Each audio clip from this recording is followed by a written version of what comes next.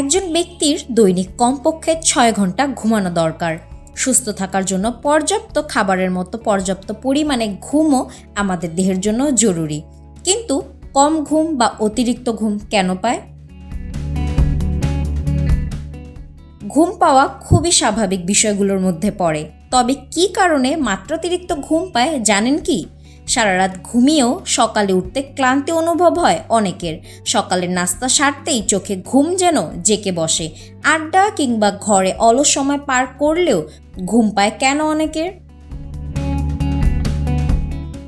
বিশেষজ্ঞদের মতে vitamin B, বিশেষ করে বি12 হলো সেই অন্যতম প্রধান ভিটামিন যার অভাবে ক্লান্তি বাড়ে ও ঘুম বেশি পেতে থাকে।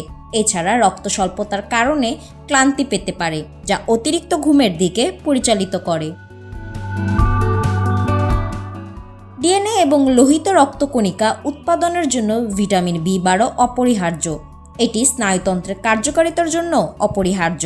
যখন আপনার শরীর পর্যাপ্ত ভিটামিন বি12 পায় না, তখন আপনি সারাক্ষণ ক্লান্ত বোধ করতে পারেন। তবে এটি দুর্বলতাও হতে পারে।